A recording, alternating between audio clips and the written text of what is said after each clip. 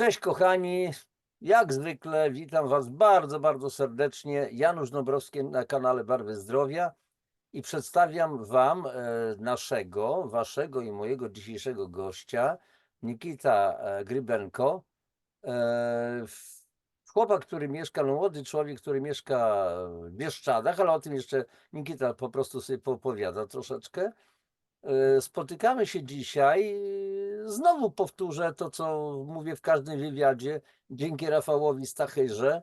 Młody człowiek, niektórzy nazywają go kosmita, pracuje nieprawdopodobnie. Ja się zastanawiam, już w jednym z wywiadów mówiłem, chyba on jest z innej planety, bo na Ziemi to my mamy 24 godziny na dobę, on tam ma chyba 56, nie wiem, z jakiejś takiej planety, więc Rafał pracuje nieprawdopodobnie. Nie wiem, kiedy on śpi, kiedy je, kiedy w ogóle odpoczywa. Zarzuca nas po prostu informacjami, kontakty, rozlicza to, co dzwoniliście, czy nie dzwoniliście. Janusz, jak idzie tam nagrywanie i tak dalej, i tak dalej. Janusz, co dzisiaj zrobiłeś? Ja mówię, odśnieżałem moje hektary, karmiłem kota, gotowałem obiad i wiele innych rzeczy i tak dalej. Natomiast to tak żartem troszkę, natomiast faktycznie Rafał Stachyra jest niesamowitym chłopakiem, który łączy, przyciąga różnych ludzi. I właśnie na mój kanał, dzięki niemu, na moim kanale pojawiają się naprawdę fantastyczni ludzie. Już tych wywiadów będzie coraz więcej, bo pomawialiśmy się, że to nie będą tylko pojedyncze wywiady, ale cykle tematyczne i myślę, że z Nikitą będzie podobnie. I teraz tak, Nikita. Kim jest Nikita? Młody człowiek. Co on wie o życiu, tak prawdę mówiąc? Ja mógłbym powiedzieć, stary dinozaur, coś o życiu, o traumach, o problemach, a problemów nie ma, są zadania jedynie z rozwiązania.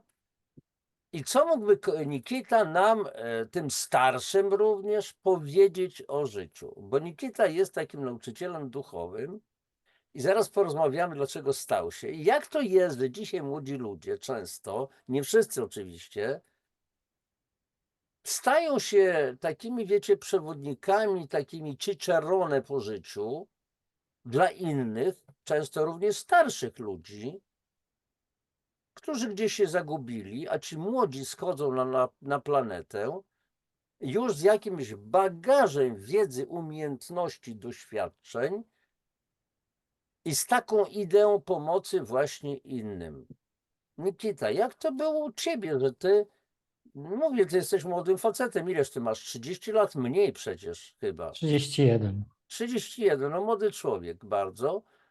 I ty stałeś się według ciebie takim nauczycielem duchowym i myślę, że już masz takich, którym pomogłeś, bo robisz różnego rodzaju sesje i tak dalej. Nikita, jak to się stało, że ty raz, że zamieszkałeś w Bieszczadach, a gdzie wcześniej mieszkałeś? Jaka była twoja ścieżka życiowa? Dlaczego na ciebie to zeszło? Dawaj, chłopaku. Myślę, że to się wydarzyło z kilku różnych powodów, ale może zacznę od początku. Jednym z takich powodów był wybór w ogóle. Tak, dokonałem w pewnym momencie mojego życia wyboru, by rozwijać się duchowo, by stawać się lepszym człowiekiem. To był taki krok milowy. To stało się tuż po tym, jak doświadczałem takiego ogromnego cierpienia, takiego stanu apatii. Byłem w takiej depresji. Czasem nazywają to taką ciemną nocą duszy, tak. Moja, przepraszam, mama nazywa to stanem depresji duszy. No, Tak. są różne nazwy. To nie jest typowa depresja, taka spotykana w tej chwili bardzo często. I ja Mhm. mówię, dlaczego akurat z tą zwykłą depresją się. A to jest zupełnie co innego. To jest noc duszy, depresja duszy, coś takiego. Przepraszam, taki wtręt. No spoko. Tak, to nie jest typowa depresja, chociaż u mnie to się objawiało tym, że trwało długotrwale, ale nie miałem w sobie, był ten brak wiary w ogóle w cokolwiek wyższego. Byłem totalnym ateistą, jakby w ogóle nie wierzyłem i uważam, że to był jeden z takich mocnych, głębokich powodów do tego, że ta depresja występowała, tak? Ta ciemna noc duszy. Mm, Inne to były takie okoliczności, gdzie miałem w sobie dużo wstydu, jakiegoś poczucia winy, tak, jakiegoś żalu wobec innych ludzi, wobec siebie, więc to wszystko jakby kotłowało się we mnie, nazbierało się i gdzieś tam przytłaczało mnie.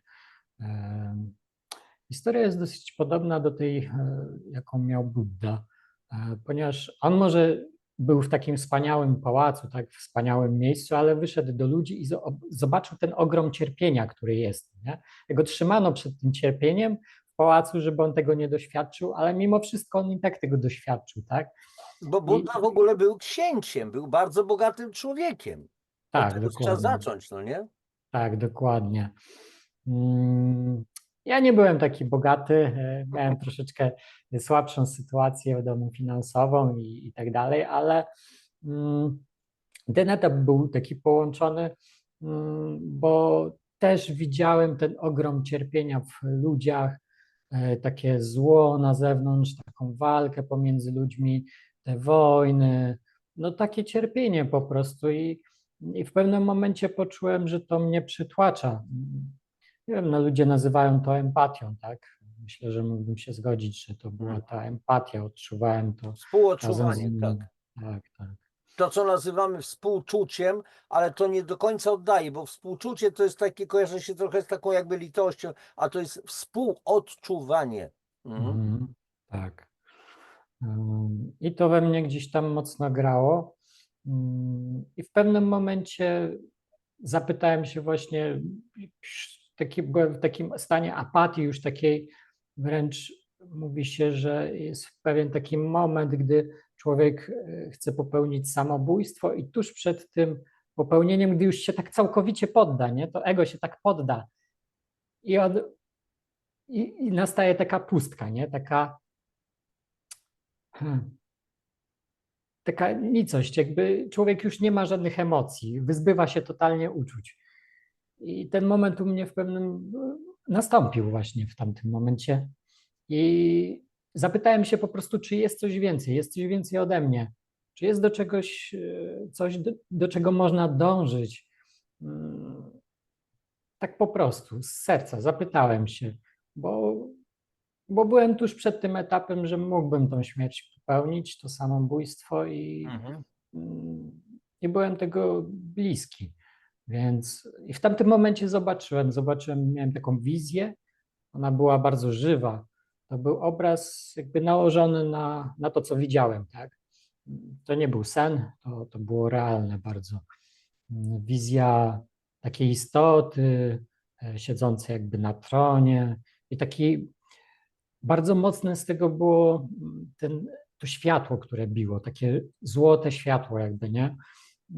To było niesamowite Ale przeżycie. rozumiem, że światło nie było oślepiające, one były raczej, jakby ująć naszymi słowami, takie ciepłe, pełne serdeczności, pełne miłości, ale nie oślepiające. Mocne, ale nie Tak, oślepiające. Czy dobrze mówię? tak, dokładnie Tak tak. to odczuwałeś. Tak, tak to odczuwałem. I ciepło, które od tego biło, właśnie tak jak Mhm. mówisz. No. I zrozumienie. Wraz z tym się pojawiło zrozumienie, że po prostu jest coś więcej od nas, że też takie kolejne zrozumienie, że to, co widzę na zewnątrz, to mam w sobie. Czyli to całe cierpienie, które jest, które widzę, którego doświadczam, jest też we mnie i jestem z tym połączony. Więc jeżeli chcę, żeby to zmienić, jeżeli chcę pomóc ludziom, to muszę sam siebie zmienić najpierw. To było O, takie bardzo mocne zrozumienie, tak. I może przez pewien czas tego nie rozumiałem tak głęboko, dosłownie. To gdzieś tam się we mnie zaszczepiło jak takie nasiono, tak. I przez jakiś czas zapomniałem nawet o tym. Później dopiero mi się ta sytuacja przypomniała po latach, tak. Natomiast to gdzieś, to nasiono gdzieś tam we mnie powoli kiełkowało. Raz miałem takie wzloty, raz upadki, tak. Ale od tego momentu gdzieś tam moje życie tak stabilnie unosiło się do góry, tak. Zaczęło kierować mną to ta boskość we mnie, tak. I ta wiara właśnie. znaczy dzisiaj już możesz powiedzieć, że to była boskość, ta wiara, bo wcześniej, Tak. przypuszczam oczywiście, że nie utożsamiałeś tego z boskością, tylko z czymś, czego nie ogarniasz. A dzisiaj już wiesz, że to jest boska moc, boska istota w tobie. Tak, ja nawet tego nie zauważałem wtedy, tak? Tak jak Mhm. mówię, po tym doświadczeniu w ogóle je zapomniałem w kilku dniach. Przez chwilę było w mojej pamięci, a później odeszło gdzieś tam na plan. I dopiero po kilku latach przypomniałem sobie o tym. I teraz o tym opowiadam, tak?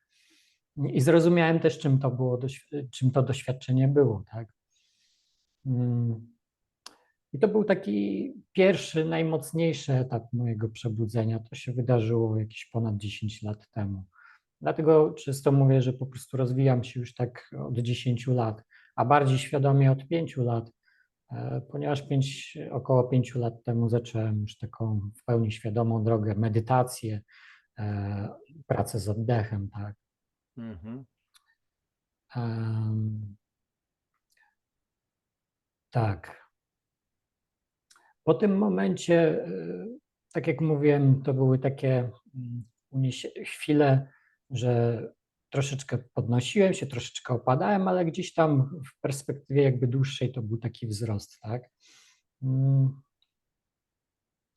Później takim krokiem milowym w moim życiu to było, bo ja mieszkałem w Warszawie, od 5 roku życia mieszkałem w Warszawie, więc takim krokiem milowym było dostanie się z tego miasta, Ale bo urodziłeś się w Warszawie w ogóle? Nie? nie. Pochodzę z Białorusi, od 5 roku życia mieszkam Jasne. w Polsce. Ale Tak. tu rodzice twoi przyjechali? Moja mama przyjechała z Białorusi. Ojca nigdy nie znałem, nie poznałem go. Nie Jasne. wiem, kim jest. Miałem ojczyma. Wychował mnie ojczym, ale nie był dla mnie Polak, raczej Białorusin? Polak, tak. Mhm. Ale raczej nie był dla mnie ojcem. No, nie nazwałbym go tak, tak. Jasne. Później zresztą w takim nastoletnim wieku z nim się pokłóciłem gdzieś tam ostro i nie utrzymuję z nim w ogóle kontaktu. Trudne Mm. doświadczenie. Tak, no moi rodzice pili, więc i wzajemnie gdzieś tam się nakręcali, więc nie było to łatwe. Ja tam w pewnym momencie też to przekładałem na swoje życie, tak. No, chodziłem do szkoły, ale nie chciałem za bardzo się uczyć. Gdzieś tam w pewnym momencie też zacząłem innym dzieciakom dokuczać, bo najpierw mi dokuczano, później ja zacząłem Tak, dokuczać. zasada akcji i reakcji, tak? Dokładnie tak, To, gdzieś tam o czym mówiła Ania Grabek, jeżeli słuchałeś, może miałeś okazję, więc ona sama mówiła, no byłam alkoholiczką, wychowywałam się na Pradze, byłam narkomanką, ale zanim zostałam alkoholiczką, narkomanką, ponieważ mnie bito na ulicy, także wśród dzieciaków, to w końcu ja też zacząłem bić, rękoczyny i tak dalej. A dzisiaj jest też po prostu, no jest medium, pomaga ludziom, tak? Są niesamowite metamorfozy, przetasowania w naszym życiu. No tak, dokładnie, ja się zgadzam i właśnie te wydarzenia nas gdzieś tam kształtują, ale no, trzeba chcieć tej zmiany, tak? Bo Mhm. jeżeli człowiek nie chce tej zmiany, no to nic nie zmieni w swoim życiu. Widzimy, obserwujemy mnóstwo ludzi na ulicy, którzy gdzieś tam tkwią w tych schematach i no, nie chcą tego zmienić. Tak, Myślę, że to też jest częściowo jakaś łaska, tak? Bo z jednej strony pojawia się ta chęć i wtedy otrzymujemy łaskę, by to zmienić, tak? Jednak musi się pojawić ta chęć. ale Nikita, powiedziałaś jedno bardzo, przynajmniej dla mnie bardzo ważne zdanie, bo byłeś w bardzo trudnej sytuacji, byłeś ateistą i tak dalej, nie wierzyłeś w jakiś absolut, Bóg, nie, jak zwał, tak zwał, bo my tylko etykietki przyklejamy. Tak. Pytanie, jakie jest imię Boga na przykład, tak? Nazywamy tą istotę Bogiem. I powiedziałeś w pewnym momencie dzisiaj, że poczułeś pustkę i zadałeś pytanie, czy w ogóle jest coś ponad tobą? Mhm. No i otrzymałeś odpowiedź. Mam wrażenie, najwyżej powiesz, że się mylę, bo ja przynajmniej tak mam, tak jakby ci ktoś wrzucił twardy dysk prosto do mózgu z wszystkim, co jest gotowe, że to nie było pomału, tak jak my teraz rozmawiamy, tylko chlas i już ty wiesz. Czy to tak się odbywało wtedy? E, No wiedziałem, że wtedy dowiedziałem się, że jest ta siła wyższa, No i to ale no, wystarczyło, ale zostawiłeś to później. Tak, tak. No to nie była od razu cała wiedza o tym wszystkim. Tak, Także tak, ale taka ta odpowiedź na twoje pytanie, tak, tak, tak, tak tak, już jest, tak? tak, Aha. tak, tak. A później człowiek wiadomo, że jest życie, real pewny i tak dalej, są rozpraszacze. I Tak. ja to podobnie mam, że zapominam czasami, słuchajcie kochani, jest coś takiego jak, nazywam to modlitwą, intencją, Boże, trzeba byłoby komuś pomóc, albo Boże, potrzebuję tego czy tamtego. Zapominam o tym, że to mówiłem, nagle to się spełnia, a ja nawet sobie nie uświadamiam, że o to właśnie prosiłem i dopiero za godzinę, za 2 albo następnego dnia jasny gwint. Przecież ja o to poprosiłem, to się spełniło. Boże, przepraszam cię, że zapomniałem ci podziękować, tak? Już teraz nauczyłem się czegoś takiego, mówię: "Boże, nawet jak ci od razu nie podziękuję, to wiedz, że naprawdę i tak jestem pełen wdzięczności, tylko po prostu czasami po ludzku zapominam, ale myślę, że będzie już coraz lepiej". No tak, wiesz, ja w tamtym momencie też byłem uzależniony mocno, bo ćpałem gdzieś tam. Akurat w tym momencie mefedron już nie chyba, ale dużo paliłem zioła, więc ta pamięć szwankowała. Przynajmniej tak krótko trwała, nie? Mhm, mhm. I no, byłem taki mocno uzależniony. Alkohol może nie, bo wiesz, widziałem w domu ten alkohol i jakoś mnie to tak mocno nie rajcowało, żeby być takim człowiekiem. Tak. Natomiast no, alkohol wcześniej był gdzieś tam u mnie się pojawiał, ale nigdy jakoś tak nie upijałem się do nie wiadomo jakichś, znaczy upijałem się tylko raz do jakiegoś tam stanu, urywał mi się film i później już miałem takiego kaca, że już nie kontynuowałem tego. Więc zawsze miałem słabą głowę do alkoholu, więc z tego alkoholu dużo nie piłem. Nie uzależniłem się od niego dzięki temu. Natomiast no, były różne używki, tak? Był mefedron, była amfetamina, było właśnie palenie zioła, marihuany, tak? Więc no też doświadczałem jakichś takich przykrych rzeczy, nie? Więc gdzieś to tam te emocje próbowałem sobie w jakiś sposób stłumić, tak? Mhm. Myślę, że każdy w jakiś sposób tłumi gdzieś tam na początkowych etapach życia, dopóki nie wie, że tak naprawdę trzeba z nimi zacząć pracować, tak, zamiast je tłumić. No bo to są mechanizmy, które gdzieś tam uczymy się, tak, uczymy się właśnie od tych dorosłych ludzi, tak, wokół nas, jako dzieci. Tak. I one się pojawiają, tak, i my się uczymy od tych dorosłych, od naszych rodziców, od naszej rodziny, od znajomych, dzieci w szkole innych, tak, i gdzieś tam te mechanizmy zaczynają w nas grać takiego właśnie tłumienia, projekcji, tak, tych emocji, tych uczuć. Później sięgamy po różne używki. No i rezultat jest opłakany, bo z czasem zaczynamy chorować, tak. Zaczyna chorować nasz umysł, zaczyna chorować nasze ciało, bo to też wpływa na nasze ciało, tak. Więc tak to wygląda. Natomiast właśnie w tamtym momencie już byłem w takim też na takim etapie życia, że gdzieś tam już też postanowiłem z tymi nałogami powoli zrywać, chociaż to jeszcze nie było aż tak mocne. Takim kolejnym etapem to była właśnie wyprowadzka z tej Warszawy, tak. Tutaj już było takie mocne postanowienie, że ja chcę po prostu zerwać ze swoją całą przeszłością, Mhm. chcę zacząć życie od nowa, bo przytłaczało mnie to miejsce. Nie lubiłem Warszawy. Było to dla mnie smutne, szare miasto. Było w nim mało przyrody. Mimo wszystko, że gdzieś tam mieszkałem na Bielanach, czyli blisko tego parku Lasu Bielańskiego, tak?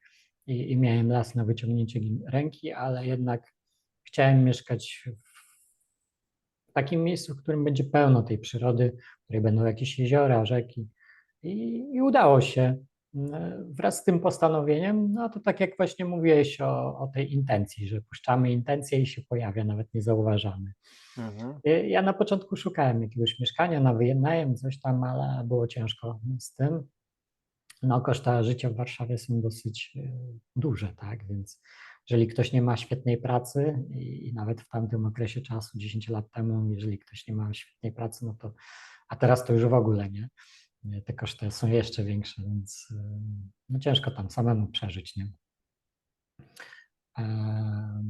I w pewnym momencie nagle moja siostra i moja mama mówią mi, że chcą sprzedać mieszkanie i kupią dom, a ja mogę sobie kupić mieszkanie gdzieś tam w Polsce, za co jestem mojej siostrze mega wdzięczny, no bo inaczej nie zacząłbym tego życia od nowa. Tak? Mhm. To był bardzo ważny etap dla mnie. I zamieszkałem w Kępicach pod Słupskiem, niedaleko Słupska. Mhm. Czyli Pomorze. Tak, dokładnie tak. I to był właśnie taki kolejny rozdział z życia, bo w pewnym momencie też zerwałem z moją byłą partnerką i zerwałem właśnie z tymi nałogami. One jeszcze tam czasem gdzieś tam wracały, tak, ale już było takie postanowienie, że nie chcę w to wchodzić jakby na stałe, nie? Czyli gdzieś tam jeszcze czasem zapaliłem tego jointa z kolegami, zapaliłem bongo, nawet czasem gdzieś tam jeszcze przyćpałem, ale już starałem się, by nie wsiąknąć w to, żeby jednak z tego wychodzić. No pojawiła się też medytacja, tak? Pojawiła się medytacja i pojawiły się kolejne doświadczenia wraz z tym, tak? Pierwsze takie doświadczenie, do dzisiaj pamiętam, niesamowite doświadczenie, bo raz wstałem z medytacji, coś tam porobiłem, wyszedłem na ulicę i nagle patrzę na wszystko i mówię, no coś jest niesamowitego w tym wszystkim, bo zobaczyłem takie wyraźne kolory we wszystkim, takie piękne kolory. Dosłownie świat był piękny, był kolorowy, jasny taki i tak jak zawsze dla mnie był jakiś taki w odcieniach szarości, to tym razem właśnie był taki kolorowy. I ludzie do mnie uśmiechali się na ulicy i wszedłem gdzieś tam do sklepu, do Biedronki i rozmawiam z ekspedientką, ona się do mnie uśmiecha i życzy mi miłego dnia. To było w tej wizji. W tej wizji. To było na żywo, po prostu. A już to był real po prostu, tak? Tak, tak, tak. To był taki stan świadomości. Wszedłem w Mhm. taką Mhm. radość i widziałem wszystko w takich żywych kolorach, nie? Wszystko było takie żywe, piękne. To było niesamowite doświadczenie i ja czułem, jakbym unosił się dosłownie nad ziemią, jakby nad nią Mhm. leciał. Więc to było jedno z takich doświadczeń, takich głębszych doświadczeń mistycznych, tak, które uzyskałem właśnie w wyniku medytacji. I gdy to doświadczenie się pojawiło, tak, no to później ono mnie ciągnęło cały czas w górę, bo jak tego doświadczyłem, to nawet gdy gdzieś tam wracałem do jakichś używek, czy jakichś nieodpowiednich zachowań, to zawsze mi się przypomniało, że jest takie doświadczenie, że ja mogę do tego dojść i że ja tego chcę. No bo jeżeli my doświadczamy takiego piękna, tak, całego świata i takiej radości i wiemy, że to jest coś, co my możemy osiągnąć, tak, no to dlaczego mamy tkwić w cierpieniu? No, nie chcemy już cierpienia, prawda? Tak. To cierpienie odchodzi i dążymy do tej radości. Więc to był taki kolejny niesamowity etap. Kolejnym takim etapem, już trzecim w sumie, to było odejście od świata takiego, od systemu. Da się odejść od systemu? Nie. Teraz twierdzę, że już nie. Znaczy, ale wtedy miałem takie podejście, że troszeczkę ucieczkowe. Mhm. Natomiast no, dużo ludzi może pomyśleć, że to było jakiś rodzaj ucieczki. Natomiast wtedy mnie tak prowadziła jaźń, ponieważ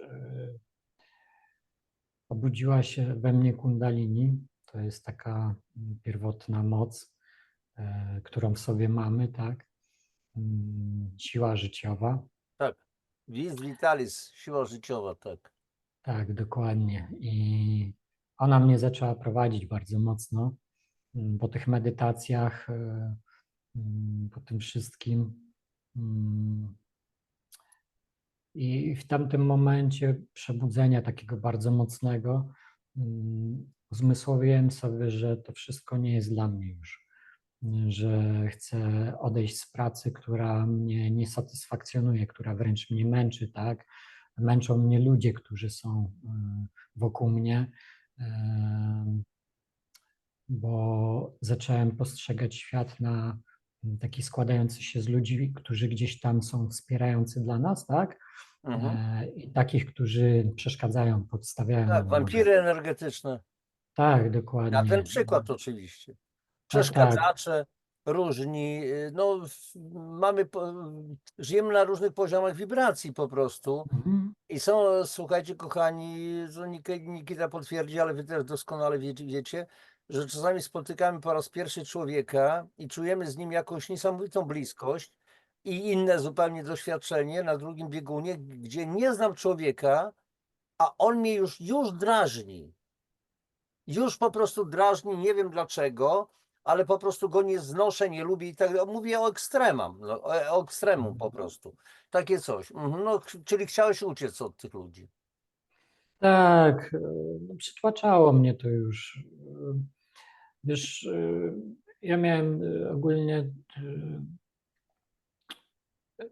no problemy z tymi ludźmi, po prostu już stałem się innym człowiekiem zupełnie Mhm. i moje podejście do tego, jak wygląda świat, a kontra ich podejście, no zupełnie się różniły, jakby nie pasowaliśmy już zupełnie do siebie, tak? Mhm. Ten świat nie pasował do mnie. Ja nie pasowałem do tego świata. Oj, Nikita, no nie przesadzaj. Jeżeli człowiek uduchowiony, w takim razie, jeżeli napotyka nad wrednych ludzi, agresywnych, to powinien wysyłać miłość. Wszystko się rozkmini, wszystko będzie takie piękne i cudowne. Nie, nie będzie. Nie będzie. Będzie, bo ludzie się nie zmienią. Ludzie są tacy, jacy są i my ich nie zmusimy do tej zmiany i Mhm. będą nam podstawiać nogi i będą nam złorzeczyć i będą wobec nas opryskliwi, nawet jeżeli my będziemy ich traktować z miłością. Oczywiście nie wszyscy, tak, bo niektórzy będą chcieli tej zmiany i Tak. jeżeli my ich potraktujemy z miłością, z taką czystą, bezinteresowną Mhm. miłością, to Tak, tak. rzeczywiście to w nich zakwitnie i to ziarno Jeżeli w są nich. otwarci już na to, już mają jakiś pierwiastek. Dokładnie tak, ale Mhm. niektórzy ludzie tacy nie są i będą tacy, jacy są, więc i tutaj nic nie poradzimy. No, możemy po prostu odejść, tak? Jakby bardzo ważnym jest na przykład w buddyzmie, tak, takie podejście typu, tak jak mówisz, współodczuwanie, tak, czy współczucie, miłość, ale jeżeli nie jesteśmy w stanie danej osobie pomóc, tak, to neutralność wobec tej osoby, czyli Mhm. nie angażujemy się, tak, i odchodzimy po prostu. No bo inaczej my wchodzimy w karmę tej osoby, tak, i bierzemy na siebie jakieś jej doświadczenia, wchodzimy w tą rolę ratownika, tak, pomagamy Mhm. jej na siłę, a w rezultacie sami obrywamy Tak, a i kto cię znowu prosił o cierpimy. pomoc? Dokładnie, tak, tak, Kto tak, cię tak, prosił o to? A druga dokładnie. sprawa, czasami trzeba pozwolić, żeby ktoś upadł po to, żeby coś przeżył. A więc nawet biorąc pod uwagę na przykład różnego rodzaju terapię, to ten terapeuta musi też zachować tak zwane pełne, przepraszam, BHP, czyli na przykład zapytać wyższej siły, wyższego ja, czy wolno mu to zrobić. Bo nie każdemu należy pomagać. Naprawdę, to być może to zabrzmi w moich słowach strasznie, ale po pierwsze, ten ktoś powinien okazać chęć pomocy, pomóż mi człowieku. Po drugie, nawet jeżeli nie okazuje, ale ja przecież muszę być tutaj do pomocy, bo ja już jestem tak duchowo rozwinięty. Zaraz, ale my nie wiemy, jakie być może musi to przeżyć, bo być może nabroił w poprzednich wcieleniach i ma zdobyć pewne doświadczenia, a my będziemy mu w tym przeszkadzać na przykład. Tak. To jest oczywiście moje subiektywne zdanie, można się z nim zgodzić lub też nie. No i tyle, tak? Tak. No ja zgadzam się z Tobą, Januszu, bo gdzieś tam no, po prostu tak jest, no co mam powiedzieć więcej. Tak, zgadzam się. I, no i wracamy może do tego tematu, jakby no w pewnym momencie no, zobaczyłem, że po prostu nie pasuje do tych ludzi tak, że są oni dla mnie negatywni w większości, więc postanowiłem odejść. Postanowiłem rzucić pracę, która mnie, tak jak mówiłem, nie satysfakcjonowała, pomimo tego, że A był czym się ogromny lęk. zajmowałeś wówczas w sensie zawodowym? Wtedy pracowałem jako formierz lamieniarz na fabryce. Fabryka, która projektuje i buduje łodzie, tak, Aha, tak i z pomocą masy epoksydowej, tak i a trująca trochę chyba praca. bardzo trująca, tak. I tam przekładają, tak, robią formy i w tych formach układają warstwami nie watę Laminat. szklaną, Mhm. tak, laminat, tak, tak, tak. I I formują takie. przesycanie Tak, tak, tak, żywicami, tak. dalej, dalej, dalej. Ale tych warstw jest naprawdę ogromna ilość. I po pierwsze, nie podobało mi się to, że no, ja domyślam się, że oni tam zarabiają ogromne pieniądze, ale nie podobało mi się to, że to truje ludzi, że to truje nasze środowisko, No. że to truje ziemię, tak? I w tamtym momencie miałem zrozumienie, że to jest ogromna strata dla nas ludzi, Tak, dla krzywda, środowiska. krzywda. Tak, bo to jest coś, co się nie rozkłada. Tego Tak. nie da się jakoś pozbyć, tak? Jak to się już utwardzi, ta masa, to ona jest nie do zdarcia, no. I nic się z tym nie da zrobić. Tego się nie zakopie w ziemi i to się nie rozpuści nawet za miliony lat. Zakopuje Także, się w ziemię, to tak jak z łopatami wierników, tych wiesz, wiatraków. no, no, no. Utylizacja na czym polega, że się demontuje, tnie się i zakopuje się. No Bo ale nie to i ma tak się nie możliwości roz... po prostu e, regeneracji, też utylizacji jakiejś takiej nieszkodliwej i tak dalej. No, mamy ciekawą Dokładnie, sytuację. ale to się nigdy nie rozłoży, tak Nie, myślę, nie? nie. To musiałoby, nie wiem, pójść, nie wiem, gdzieś do wulkanów wpaść, żeby się rozłożyło. To może powinni utylizować to w wulkanie, nie wiem. Rzucać ze śmigłowców, tak. Mhm. Tak, tak, to byłby dobry pomysł. No ale dla mnie to było przytłaczające właśnie to, że ludzie tam niszczą swoje zdrowia, że ja niszczę swoje zdrowie, tak, że niszczy się zdrowie naszej Matki Ziemi, więc i był lęk przed odejściem, bo ja do tamtej pory nie wyrobiłem sobie dokumentów na stały pobyt w Polsce, tak. Nie A mam czyli cały polskiego. czas byłeś obywatelem Białorusi. Tak, tak. Rzuciłem tą pracę, tak. Odszedłem z tej pracy. Pojawiły się takie doświadczenia, jakby mm, przemawiały do mnie różne piosenki, różne dźwięki. To było na żywo, tak? To nie były jakieś takie wizje, to było na żywo, czyli na przykład odsłuchiwałem jakąś piosenkę i tam w tej piosence było zawarte to, co mam robić na dany moment, dosłownie. Mhm. Czyli na przykład zostaw to, nie przejmuj się tym, tak? Idź przed siebie. I te piosenki jakby spontanicznie pojawiały się. No, miałem na Spotify playlistę, ale też potrafiły pojawiać się piosenki, które nie były na tej playliście, po prostu się odtwarzały. A nawet było tak nieraz, że słuchałem jakąś piosenkę i tam były inne słowa zupełnie, niż później po drugim odsłuchu. Drugi odsłuch, jak już puszczałem tak normalnie, no to sam z siebie, tak? No to był ten oryginalny tekst. Ale za pierwszym razem w ogóle słyszałem Zupełnie zupełnie coś co innego. innego. Dobrze, Tak. to znaczy, jakie tam były słowa? Jak to odbierałeś w ogóle? No, było to niesamowite doświadczenie. Ja już teraz w stanie sobie nie jestem przypomnieć tych słów, Mhm. tak, ale to były takie słowa prowadzące, jakby jakby dosłownie do mnie jaźń mówiła, tak, że zrób to i Czyli to, nie rozumiem, że to przejmuj był się. rodzaj takiego jakby przekazu skierowanego do ciebie. Tak, natchnienia Pretekstem była wręcz. piosenka, niby były słowa, ale jakby były podłożone i to był przekaz dla ciebie. Tak, Dlaczego o tym dokładnie. mówię? Bo ja no, też jestem takim dziwakiem, nienormalsem, znaczy jestem naturalsem, o tak powiem, nieznormalizowanym.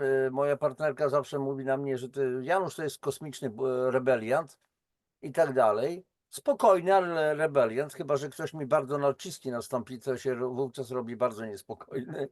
Mhm. I też od wielu, wielu lat, od 2004 roku otrzymywałem przekazy na piśmie w nocy. Mhm. Wstawaj i pisz.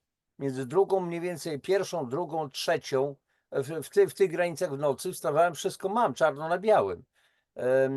Wszystko to, co było mi przekazywane, związane ze mną, z moją rodziną, wszystko się spełniło co do joty. Mhm. Są jeszcze pewne rzeczy, które mają się po prostu wydarzyć, bo wierzę, że to będzie, bo cała reszta mi się po prostu sprawdziła. Na przykład to, że będę pisał książki. Kiedy ja kiedyś napisałem, to był chyba 2000 rok, dwie pierwsze książki, jakieś tam. Później się trochę wstydziłem tych książek ze względu na formę, jakąś tam graficzną, okładki i tak dalej. Dzisiaj to trochę inaczej wygląda. I był taki przekaz, że będziesz pisał następne książki. Ja? Jakie? Przecież ja nie mam żadnej wiedzy. Jakie napiszę? Wiedza, tematy przyjdą we właściwym czasie. No i faktycznie w tej chwili mam chyba 22 tytuły i tak dalej, więc no szok, tak? Szokujące. Mhm. Każdy ma jakieś Mhm. zadanie do spełnienia. No dobrze, zostawiłeś tam i przeniosłeś się gdzie? E, Wiesz co, zacząłem tak troszeczkę jeździć po Polsce, to tu, to tam. Zbierałem różne doświadczenia. Przez 1,5 roku zamieszkałem w takim miejscu odosobnienia pod lasem, tak? U takiego faceta, Ale teraz Kamila. nie mów, gdzie mieszkasz.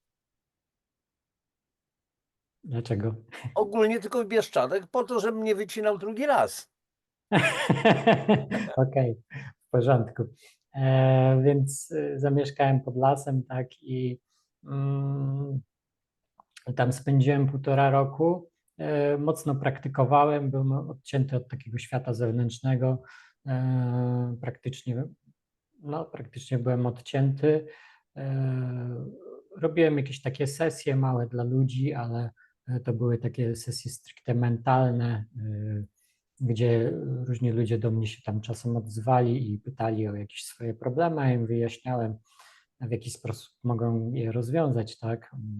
Ale wtedy jeszcze nie umiałem pracować z podświadomością tak Mhm, stricte. mhm. Miałem tylko te pewnego rodzaju wglądy i potrafiłem dostrzec to, czego człowiek dany nie widzi, tak? I oni czuli, że mogą u ciebie uzyskać pomoc w takim Tak, tak, razie. tak, tak. Bo przecież się nie ogłaszałeś, przyjdźcie do mnie, ja wam pomogę i tak dalej, no nie? Znaczy, no gdzieś tam wrzucałem jakieś posty na Facebooku, tak? Mhm, mhm. Bywały takie posty, nie było ich dużo, no i ludzie gdzieś tam się odzywali, tak. E, Natomiast no, skupiłem się mocno na medytacji. Później pojawiła się partnerka mnie stamtąd wyciągnęła. E, Ja się bardzo bałem, wiesz, bałem się wrócić do takiego życia. Mm, Z tego względu właśnie, że miałem nieunormowane te sprawy formalne, tak. Mhm. Więc był ogromny lęk, e, ale no w końcu gdzieś go tam przełamałem. Raz, drugi, trzeci.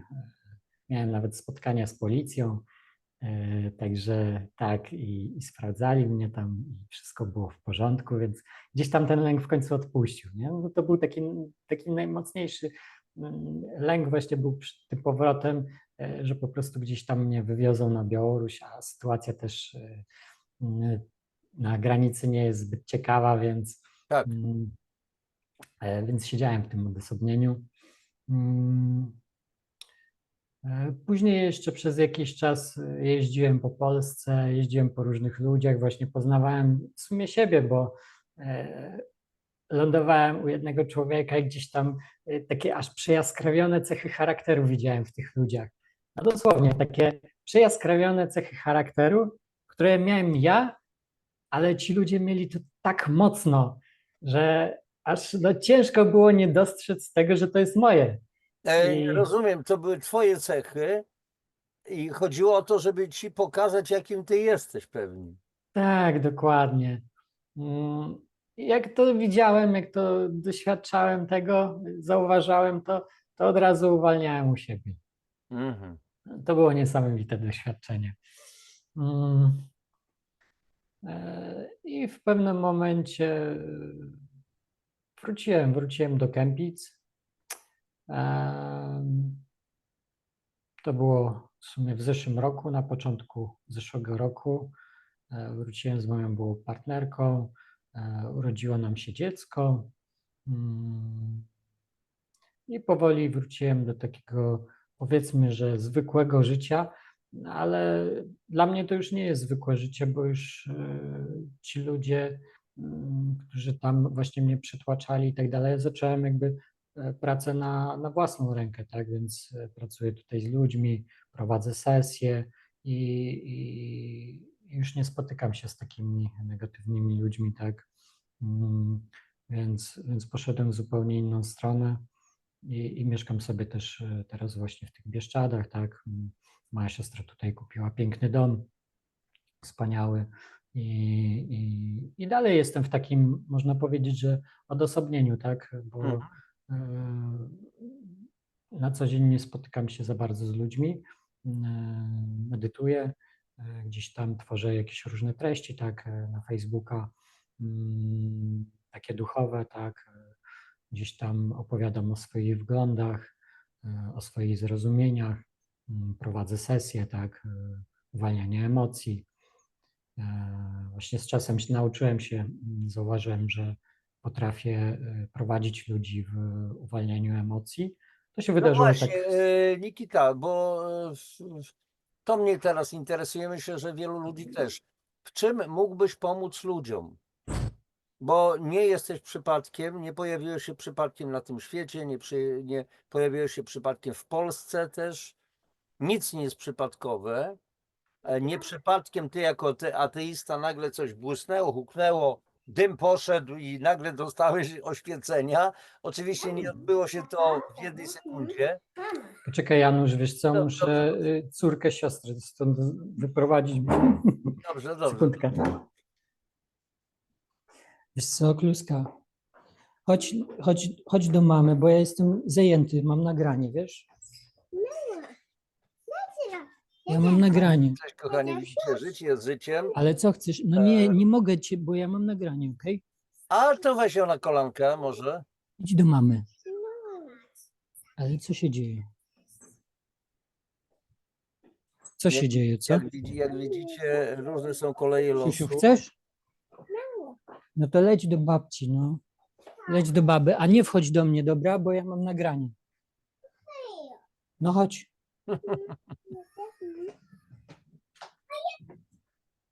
Chodź. Życie, och, ty, życie, kochani, no jest naprawdę fajnie, że spotykamy takich nietypowych ludzi. Nietypowych w takim normalnym słowa tego znaczeniu, bo co znaczy Kurczę. nietypowy? Chwała Bogu, że są tacy ludzie, którzy pojawiają się, tacy inni, którzy widzą świat inaczej niż cała po prostu reszta, ale to jest przeznaczenie nas wszystkich. Pamiętajmy, że też niejaki pan, człowiek, który ponad 2000 lat temu przyszedł na świat, też mówił do wielu ludzi i wielu z nich się pukało w głowę i tylko nieliczni mu na początku uwierzyli. Teraz to jest już wyrosło jako potężna instytucja, ale co z tego? W dalszym ciągu to, co było, to i jest, to o czym mówił Nikita, że dużo jeszcze wody w Wiśle i w Bugu musi upłynąć, a żebyśmy się pozmieniali, bo jest taka zasada, jak się kiedyś nauczyłem, jeżeli chcesz coś zmienić w swoim życiu, to musisz coś zmienić w swoim życiu. I jak mówił pewien pan, bardzo znany, pan Tołstoj, Ogromna większość ludzi myśli o tym, żeby zmienić świat, zmienić innych, a nikt nie myśli o tym, żeby zacząć przede wszystkim od siebie, czyli od zmiany samego siebie. Jeżeli my się zmieniamy, to wówczas się zmienia wszystko wokół. To tylko taki mały wtręt. Dobrze, i teraz Nikita, będziemy się zbliżać chyba do końca, już będzie zaraz blisko Mhm. godzinka. Czy możesz powiedzieć, bo od razu jeszcze raz przypomnę, to nie będzie nasz ostatni wywiad. Tutaj robimy tę rozmowę pod takim jakby tytułem, jak cierpienia, jak ciężkie życie e, powodują, że ludzie wyrastają na mocnych ludzi, na silnych ludzi. Tak. Coś takiego, jak mógłbyś, bo mimo wszystko każdy z nas czasami potrzebuje tej wyciągniętej ręki drugiego człowieka. Trzeba czasami Mhm. poprosić o pomoc, tak jak idziemy do lekarza, do jakiegoś innego terapeuty i tak dalej. Prosimy, czy możesz mi pomóc, bo się po prostu pogubiłem, tak, bo sam nie potrafię. I Bóg nam zsyła takich ludzi, aniołów, którzy mogą nam pomóc, o ile my Mhm. też będziemy chcieli. I teraz powiedz tak dość wyraźnie, czym mógłbyś po prostu pomóc ludziom, wskazać, co takiego mógłbyś robić, w jaki sposób mogliby się do ciebie zgłaszać i z czym? No ja przede wszystkim pracuję z emocjami, tak? Uczę ludzi, jak pracować z emocjami, bo tak jak wspominałem, nauczyliśmy się tłumić te emocje, projektować te emocje na różne sposoby, tak? Mm, I to jest taki nasz nadrzędny mechanizm, jakby program, tak? Który jest w naszej podświadomości. Natomiast ja uczę, jak zmienić ten program, zmienić tłumienie na uwalnianie, tak? Mhm. Mm, Przede wszystkim zależy mi na tym, żeby nie uzależniać ludzi od siebie, tak? Więc dlatego uczę, dlatego prowadzę sesje, tak? Ale w trakcie tych sesji od razu uczę, jak to robić. Dlatego wybrałem też bardzo prostą metodę, metodę pracy z oddechem, bo uważam, że oddech to jest takie narzędzie, Mhm. które no mamy zawsze, tak? Tak, Zresztą i pod tak ręką, jest. cały czas. Dokładnie, cały czas pod ręką, nie Mhm. potrzebujemy do tego nic magicznego, po prostu ten oddech mamy. Natomiast no, na co dzień zapominamy o tym oddechu, tak? On nie jest obecny w naszym życiu. Po prostu E, jest. Daj jaki oddech, o co chodzi? Jest automatyczny, tak? Więc dlatego nie obserwujemy go, nie patrzymy, że jest. No i nie korzystamy z niego, a oddech to jest, uważam, że potężne narzędzie do zmiany siebie, do pracy nad sobą, do bycia w uważności, tak? Mm, I wielu innych rzeczy, Ale do mówiłeś też, kontroli. czy raczej napisałeś mi w takiej pierwszej informacji, że nawet opracowałeś swój taki autorski program, Mhm. autorską metodę. Na czym ona, w takich paru słowach przybliż, na czym to polega? Medytacja wykorzeniania. Medytacja wykorzeniania polega na tym, że siadamy sobie do medytacji lub kładziemy się. Zazwyczaj ja osobiście wolę leżeć przy uwalnianiu emocji, tak? Jest wygodniej, jest bardziej komfortowo, ale Mhm, na początku człowiek może zasypiać, więc lepsza jest mhm, pozycja mhm. taka na Tak, siedząco. Do tego trzeba się przyzwyczaić. I otwieramy czakry. To jest praca też stricte z czakrami, bo uważam, że ta praca z czakrami jest dosyć ważna. Otwieramy czakrę serca, pobudzamy w sobie miłość, pobudzamy współczucie, wdzięczność, takie wysokie uczucia, tak mhm. jak ja to nazywam. Później uziemiamy się, łączymy się z Matką Ziemią. To jest też taki krok do tego, żeby oczyścić siebie, tak? Ale dosłownie, czyli na przykład, bo jak ktoś słyszy uziemianie się, czyli Mm, staje gołymi stopami na przykład na gołej ziemi, na trawie i tak dalej, jeszcze rozleje troszeczkę wody, żeby było połączenie fizyczne, czy na tym polega, czy raczej na mentalnym? Mentalnie się uziemiamy, tak łączymy się, wyobrażamy sobie, jak z naszej czakry podstawy wyrasta korzeń, ale co ciekawe, jest to nie tylko mentalne, ale i fizyczne połączenie, bo gdy mentalnie się podepniemy do ziemi, to możemy to odczuwać nawet w stopach. Często ludzie czują to jako doznanie fizyczne, że jest takie, przechodzi albo takie ciepło przez stopy, coś zaczyna się tam dziać, więc robimy to mentalnie, ale to się dzieje też fizycznie stricte. Mhm. I ostatnim takim punktem to jest tutaj praca z czakrą korony, właśnie otworzenie tej czakry korony, tak, tej boskości, połączenie się z boskością w sobie. To jest taki trzeci punkt. I następnie już jest praca z emocjami, tak. Stosuję w tej technice różne inne metody, tak bardzo znane zresztą.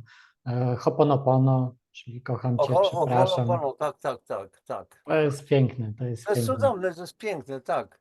W dodatku właśnie przepraszam cię, wybaczam, przepraszam się, wybaczam sobie w tym takim polskim jakby tłumaczeniu. Tak, i dziękuję, po prostu dziękuję, jestem wdzięczny. To jest coś cudownego w ogóle, tak, tak. Tak, Czyli dokładnie. stosuję w zasadzie typowe techniki, które stosuje wielu innych terapeutów i czasami nawet oni nie wiedzą, bo nie musieli się kształcić u jakiegoś mistrza i tak dalej, a stosują tak jakby bezwiednie, nie wiedząc, że ktoś to też stosuje. Bo żyjemy w świecie kwantów przecież. Ta wiedza to wszystko już jest, tylko trzeba ściągnąć z przestrzeni kosmicznej. Dokładnie, To wiedzę, to dokładnie. umiejętności.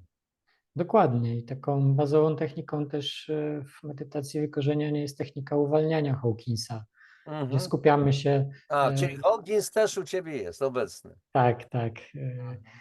Jest obecny. To jest niesamowity mistrz duchowy. Polecam każdemu jego książki. Mhm. Jedna z pierwszych książek, którą złapałem w ręce, to była Siła czy Moc. I ona mnie popchnęła bardzo mocno w kierunku rozwoju, właśnie w kierunku medytacji, w kierunku zrozumienia tych wyższych stanów. I tutaj odczuwamy, tak, staramy się poczuć swoje ciało, skupić się na tym ciele, skupić się na tym oddechu, poczuć emocje, które mamy w sobie, tak, jako doznania fizyczne i wraz z tym oddechem uwalniamy je, tak. Skupiamy uwagę Mhm. na Czyli oddechu i uwalniamy. relaksacja pełna i jednocześnie po prostu przejście w takie inne zupełnie stany świadomości, gdzie Mhm, faktycznie czujemy się, łączymy się z jakimiś zjawiskami, ze sobą przede wszystkim i tak. uwalniamy te wszystkie straszne czasami rzeczy, które żeśmy przeżyli, nawet być może z poprzednich wcieleń. Tak, tak, też mogą być emocje z poprzednich wcieleń, chociaż to akurat rzadziej z tymi pracuję z ludźmi, bo to muszą być naprawdę mocne traumy, żeby gdzieś tam się przebijały, tak. Tak. Najczęściej to są jakieś takie bardzo gwałtowne śmierci z poprzednich wcieleń i one, i te traumy się zapisują w podświadomości. Tak to zazwyczaj nie ma ich wiele albo w ogóle. A możemy też pracować z emocjami bieżącymi, emocjami naszego rodu, tak, bo to, co mamy w sobie, jest też pochodzi z naszego rodu, Tak. gdzieś tam płynie od naszej rodziny, tak, i przodków. Dużo jest takich emocji z czasów wojny, tak. A Polska jest w trudnej sytuacji. Właśnie rozmawiałem kilka dni temu, robiliśmy wywiad na ten temat, że Polska jest właśnie, znaczy za nią Grabek chyba żeśmy rozmawiali, że Polska jest w bardzo trudnej sytuacji, a Warszawa na przykład w szczególności. Powstanie warszawskie, ale nie tylko, jeszcze 1831 rok, rzeź Pragi, te inne historie, czyli generalnie stolica jest, no, jest pobudowana na zwłokach ludzi, na trupach, z przeproszeniem, nie w sensie chociażby fizycznym, tylko tam tyle się tego działo, tyle tak strasznych, wielkich rzeczy, że to jest jedna wielka trauma narodowa i my ciągle w tym tkwimy, w tej martyrologii, ciągle mówimy, to Katyń, to siam, to wam, to im dłużej o tym mówimy, to trzeba pamiętać, ale nie należy się przywiązywać, bo inaczej cały czas jesteśmy z tym związani i to trzeba byłoby, ja nie wiem, cały naród poddać jakiejś terapii, a przede wszystkim może z politykami, tutaj akurat wchodzę no, na trochę inne tematy, którzy tylko podkręcają dla własnych celów różne historie. No, No, zgadzam się, ale to jest szeroki temat i bardzo szeroki temat. tak. Natomiast no, jest ta świadomość zbiorowa, tak, Tak. społeczeństwa czy danego państwa, tak jak Polski, tak, i ona jest mocna, no i na przykład obszarowa świadomość zbiorowa, tak, na przykład całej Warszawy, czyli ludzi, którzy mieszkają w Warszawie. Mhm. I to też jest takie mocne i przytłaczające, tak. Tak osobiście uważam po swoich doświadczeniach. Zresztą tak jak mówiłem, że gdzieś tam no, czułem, że Warszawa nie jest takim fajnym miejscem, przynajmniej dla Tak, mnie na tak. tamten moment. Nie? Energetycznie ciężkim miejscem. Tak, bardzo ciężkie miejsce. Ale no, niektórzy ludzie no, tam są i jakoś żyją. Ja bym już nie chciał. Tak, rozumiem. E, Dobrze, Nikita. Cóż, będziemy chyba kończyć na dzisiaj. Ten pierwszy wywiad, Okej, taki wywiad, taki zapoznający e, naszych słuchaczy, naszych oglądających z Tobą.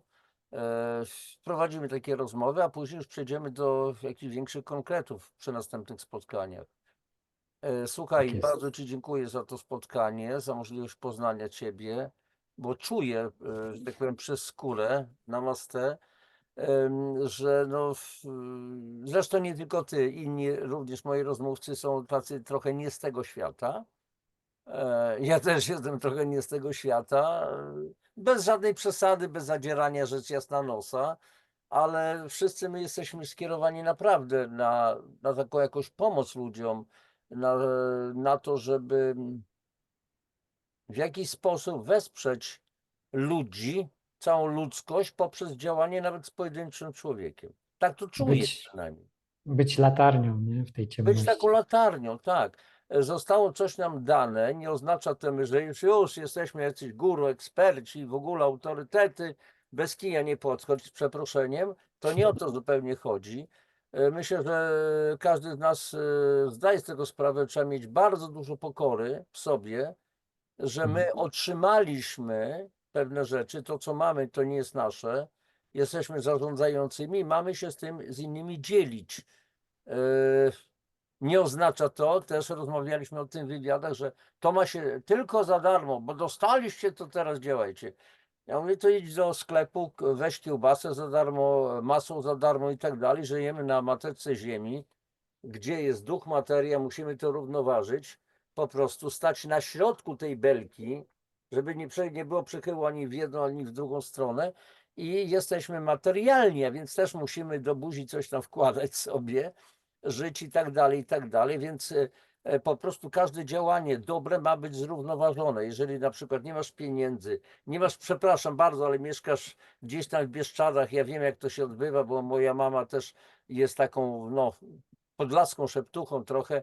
Mhm. Czasami są panie, które, no mój pani Helu, no w tym miesiącu to krucho z kasą, ale przynosi chociaż jedną wytłaczankę jajek, bo czuje, że ona, no musi się czymś odwdzięczyć, tak?